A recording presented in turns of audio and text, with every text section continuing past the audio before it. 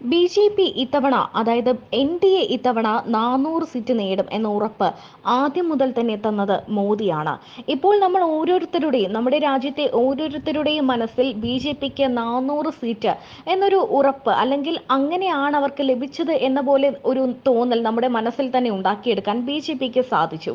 ശരിക്കും പറഞ്ഞാൽ അത് ആ പാർട്ടിയുടെ അല്ലെങ്കിൽ ആ പ്രസ്ഥാനത്തിന്റെ ഒരു വിജയം കൂടിയാണ്. കാരണം 350 അല്ലെങ്കിൽ 200 സീറ്റിനപ്പുറം പോകില്ല എന്ന് കരുതിയിരുന്ന ബി.ജെ.പി എൻ.ഡി.എയെ 400 സീറ്റുള്ള അല്ലെങ്കിൽ അവർക്ക് 400 സീറ്റ് ലഭിച്ചു എന്ന തരത്തിലെ ഒരു തോന്നൽ പോലും ഉണ്ടാക്കിയെടുക്കാൻ ആ പാർട്ടിക്ക് സാധിച്ചു. ഇതിനു മുൻപ് തന്നെ പല ഇലക്ഷൻ റിപ്പോർട്ടുകളിലും വിലയിരുത്തലുകളിലും പറഞ്ഞതാണ് ബി.ജെ.പി വലിയ മുന്നേറ്റം കാഴ്ചവെക്കുമെന്നും ബി.ജെ.പി വലിയ രീതിയിൽ മുന്നോട്ട് വരുമെന്നും. കാരണം രാജ്യത്ത് ക്രിസ്ത്യൻസിന്റെയും മുസ്ലിംസിന്റെയും വലിയൊരു പിന്തുണ ഇപ്പോൾ ബി.ജെ.പിക്ക് ഉണ്ടായിട്ടുണ്ട്. അത് മാത്രമല്ല, സ്ത്രീകൾക്ക് വേണ്ടി നിരവധി ആനുകൂല്യങ്ങളാണ് മോദി സർക്കാർ ചെയ്തിട്ടുള്ളത്. സ്ത്രീകൾക്ക് അതായത് നാരി ശക്തിയെ മുന്നോട്ട് കൊണ്ടുവരണം എന്നൊരു വാഗ്ദാനമാണ് മോദി പലപ്പോഴും ചെയ്തിട്ടുള്ളത്. അതനുസരിച്ച് സ്ത്രീകൾ കൂടുതലും ബി.ജെ.പി ചായ്വിലോട്ട് വന്നു എന്നും നമുക്ക് കരുതാം. ഇപ്പോൾ മറ്റൊരു ഫലപ്രവചനം കൂടി നടന്നിരിക്കുകയാണ്. ബി.ജെ.പിക്ക് എത്ര സീറ്റ് ലഭിക്കും അല്ലെങ്കിൽ ബി.ജെ.പി ജയിക്കുമോ എന്ന കാര്യത്തിലാണ് ഒരു വിദഗ്ധൻ, സൈക്കോളജിസ്റ്റ് അഥവാ തെരഞ്ഞെടുപ്പ് ഫലം പ്രവചിക്കുന്ന വിദഗ്ധൻ വെളിപ്പെടുത്തലുമായി രംഗത്തെത്തിയിരിക്കുന്നത്. പ്രദീപ് ഗുപ്ത എന്ന സെഫോളജിസ്റ്റിന് അഥവാ തെരഞ്ഞെടുപ്പ് ഫലം പ്രവചിക്കുന്ന വിദഗ്ധന് തെറ്റു പറ്റാറേയില്ല. ലോക്സഭാ തെരഞ്ഞെടുപ്പ് വോട്ടെടുപ്പ് 5ാം ഘട്ടത്തിലേക്ക് കടക്കുന്ന വേളയിൽ ജേർണലിസ്റ്റ് രാജ്ദീപ് സർദേശായിയുടെ പരിപാടിയിൽ പ്രദീപ് ഗുപ്ത പറയുന്നത് ബി.ജെ.പി 300 മുതൽ 350 സീറ്റുകൾ വരെ നേടുമെന്നാണ്. ഒരു ദ്വിമുഖ പോരാട്ടമാണെങ്കിൽ 30 മുതൽ 40% വരെ വോട്ടർമാർ നേരത്തെ അവരുടെ വോട്ട് ആർക്ക് ചെയ്യണമെന്ന് തീരുമാനിക്കും. 20 മുതൽ 30% ആളുകൾ ഒരു തിരഞ്ഞെടുപ്പിൽ നിന്നും അടുത്ത തിരഞ്ഞെടുപ്പിലേക്ക് എത്തുമ്പോൾ മാറി ചിന്തിച്ചേക്കും. ഇവരെ ഫ്ലോട്ടേഴ്സ് എന്നാണ് വിളിക്കുക. ഏതൊരു സ്ഥാനാർത്ഥിയും 10 മുതൽ 20% വോട്ടുകൾക്കാണ് വിജയിക്കുക.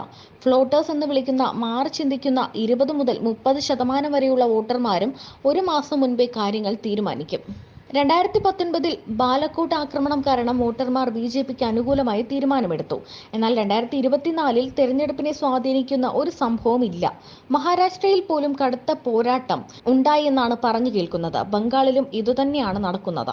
മഹാരാഷ്ട്രയിൽ രാഷ്ട്രീയ സമവാക്യങ്ങൾ മാറി. 2019 നിന്നും 2024 എത്തുമ്പോൾ വോട്ടർമാർ പോലും ആശയക്കുഴപ്പത്തിലാണ് മഹാരാഷ്ട്രയിൽ.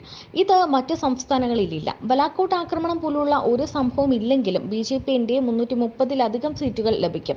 ചിലപ്പോൾ 350 സീറ്റുകൾ വരെ കിട്ടും. ഭരണത്തിൽ ഇരിക്കുന്നവരുടെ പ്രകടനവും അവർ നിറവേറ്റിയ വാഗ്ദാനങ്ങളും മാത്രമാണ് ആളുകൾ ചിന്തിക്കുന്നത്. പിന്നെ തൊഴിലില്ലായ്മയും വിലക്കയറ്റവും പോലുള്ള പ്രശ്നങ്ങൾ അത് കഴിഞ്ഞ 50 വർഷമായി എല്ലാ തെരഞ്ഞെടുപ്പുകളിലും ഇവിടെ ഉണ്ടായിരുന്നു. ഇനി വരാനിരിക്കുന്ന 50 വർഷങ്ങളിലും അത് ഉണ്ടാകും.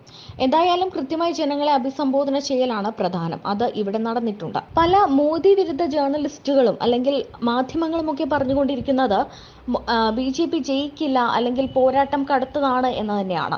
പക്ഷേ ഇവിടുത്തെ വോട്ടർമാർക്കിടയിൽ ആര് ജയിപ്പിക്കണം എന്നതിൽ ഒരു ആശയക്കുഴപ്പവും ഇല്ല എന്നാണ് പ്രദീപ് ഗുപ്തയെ പോലെയുള്ള പരിചയസമ്പന്നരായ തിരഞ്ഞെടുപ്പ് ഫലപ്രവാചകർ പറയുന്നത്. എക്സിറ്റ് പോളിലൂടെ ഇന്ത്യയുടെ വിവിധ ഭൂവിഭാഗങ്ങളുടെയും നഗര ഗ്രാമീണ ജനവിഭാഗങ്ങളുടെയും യുവ വനിതാ വാർദ്ധക്യ വിഭാഗങ്ങളുടെയും വ്യത്യസ്ത അഭിപ്രായങ്ങളെ കോർത്തിണക്കി കൃത്യമായി തിരഞ്ഞെടുപ്പ് ഫലം പ്രവചിക്കുന്നതിൽ മിടുക്കൻ കൂടിയാണ് പ്രദീപ് ഗുപ്ത.